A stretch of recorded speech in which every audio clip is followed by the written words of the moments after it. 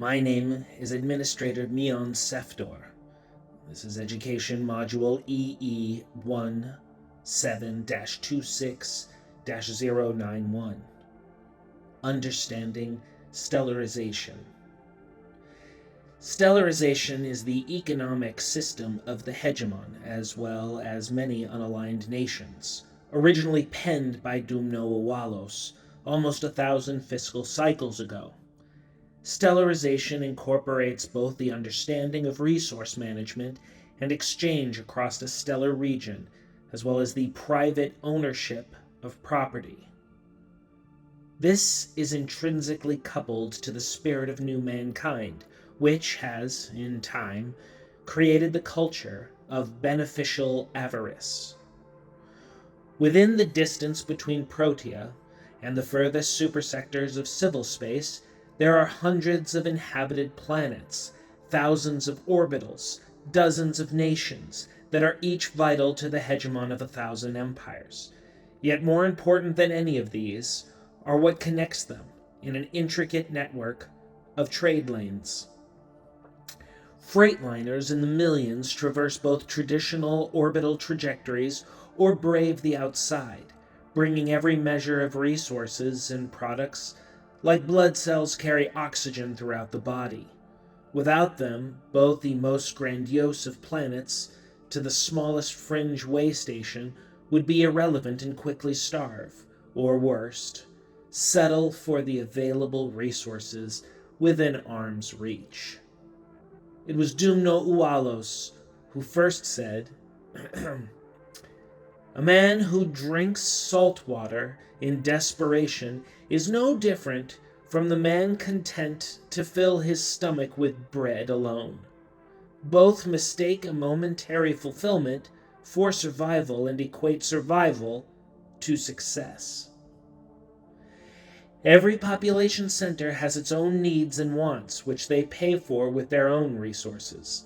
The cost of such exchanges is done entirely by the determination of the market, which transmits instantaneous updates to evaluations via its exclusive Ansible network. Trades are done either by the preferred method of credit, which is then actualized in national currency on the local level. Typically, these currencies are backed by resources desired throughout known space, such as ripocha leaves from Sidori Prime, potable water, Sanaa gold ingots, and of course, the invaluable Velenite element. While demand and availability certainly influence price, it is in fact shipping that determines the final value. Getting Velenite canisters to manufactories to power their industry, or water to orbital stations on the distant frontier, is nothing compared to the risk that K-liners take to get it there. Regardless, to covet is our birthright. This is the core principle of stellarization. While each consumer on every planet has their own unique needs, those needs don't automatically translate into value. No. What determines value in the stellar marketplace is how easily you can get the goods you need from one place to another.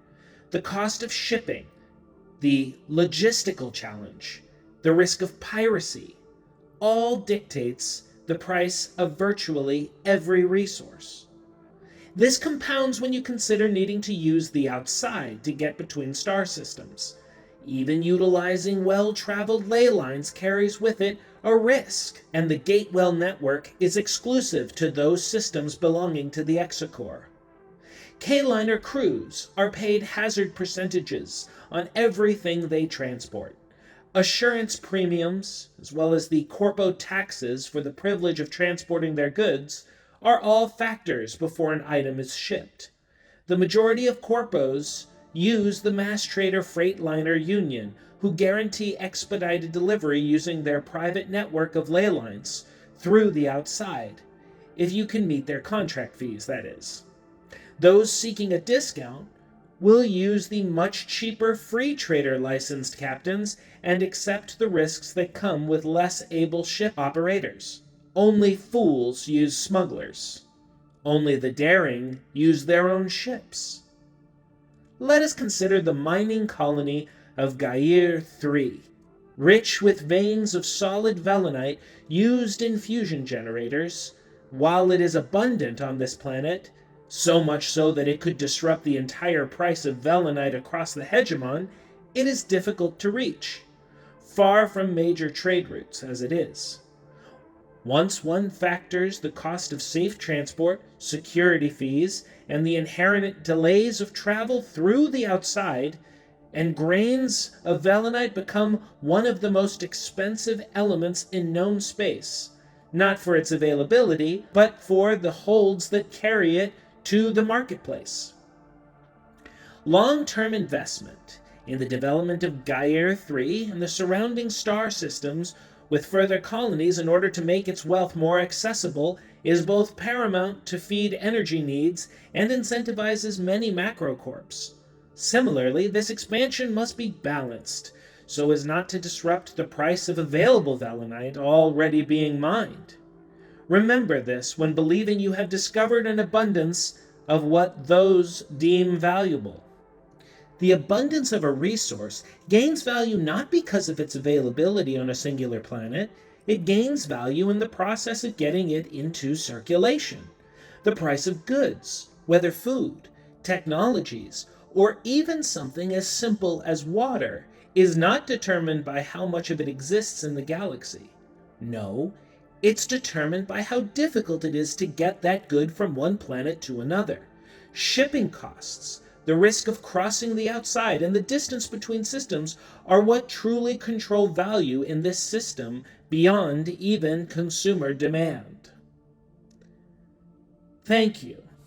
And it is the hope that this education module has brought with it an advantage to you in all your dealings.